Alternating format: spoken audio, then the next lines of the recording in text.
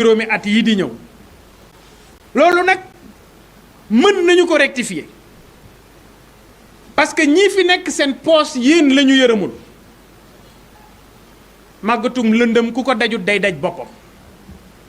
boroom kër buy toltolaan ku ko yërëmul day yërëm boppam gouvernement bu la yokkal ceeb yokkal la diwliñ yokkal la courant yokkal la ndox kooku da laa bëgg a rey fekkatu leen et le 17 novembre ngeen tànn coalition sàmm sa kàddu ay jeunes yu am yéene ci réew mi ay nit ñu am parcours ay nit ñu làmbaatuwul ñoo fa nekk bëgg soppar ñi xar kanamu Sénégal indi gouvernement bu bees daggkatu juuti yi nga xam ne boobaak léegi ñu ngi fiy làmbaatu puusuñu paasuñu yàlla tegul kenn lu mu mënul nañ leen fi jële dañ ñu proposer tey jii ab document tudde ko bilan Sénégal 2050 ñu ne le 2025 lay commencé plan bi 2025 lay commencé waaye ñetti weer yii di ñëw ñiy toltalaan ñoom nu ñuy def waaw ñetti weer yii di ñëw économie bi nga xam ne suux na nu ñuy def ñetti weer yii di ñëw marché yi nga xam ne amatul nit ñuy jënd nu ñuy def ñetti weer yii di ñëw naka la ñuy def pour dundal suñu njaboot ñetti weer yii di ñëw naka la ñuy def pour jënd fourniture gone yi parce que am na ba tey ay élèves yu jàngiwul ndax seeni waa kër seeni wayjur am ji jam ñaajo mooy li may wax tout le temps dañu doon wax ne ñi fi nekkoon dañu doon nguuru di mos ak di mosale waaye tey jii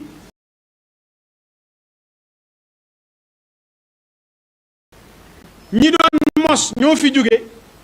la ñu doon mos ba tey mi ngi fi ñu bees ñi ñoom ñoo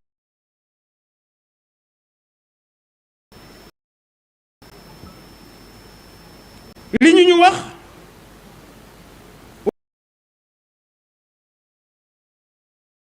nañ ñu lépp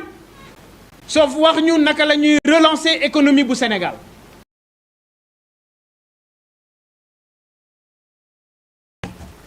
yéen ñi teew fi ñépp ku ci ne biir na ko ne la mu mënoon daaw mënatu ko ren loolu nag dara war yuy làmbaatu ay gaa yoo xam ne tële nañu ay gaa yoo xam ne nanguwuñu ne puusuñu paasuñu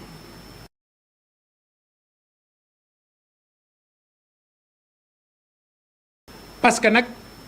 vision bii ñu def ñu ko wéer ci bor la ñu ko nar a dundale ci bor lañu ko nar a jëfe te yéen ñii ci seen poste lañu ko yaakaar moom Bassirou Diomaye Faye c'est le 12 juin d'accord nañu ci ñetti at yii di ñëw ñu ne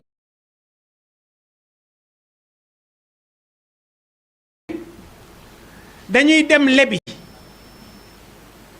juróom-ñetti 8800 milliards yooyu boo seetloo 6400 milliards yépp ci fay bor la jëm maanaam li bukki niñ koy bañee ci la vie courante malheureusement noonu la ko Ousmane Sonko di defee ak Diomaye warta bett kenn en tout cas man bettuma yàgg naa leen koy wax daggkatu juuti du feesal poos et ñii encore une fois amuñu lenn ci xam-xam damay wax ci sumay waxtaan ma ne leen dañu mel ni ay maanaam baaxooñ mooy vautour xam nga vautour medd lay dunde dañuy fekk ay entrepreneur yu liggéey ba créer richesse am dara ñu ñëw coppet ca loolu la ñuy dunde kon ma waxoon ko bantuwaat ko amuñu vision amuñu xalaat bu ñu yore Sénégal et tey jii document vision Sénégal 2050 bi ñu présenté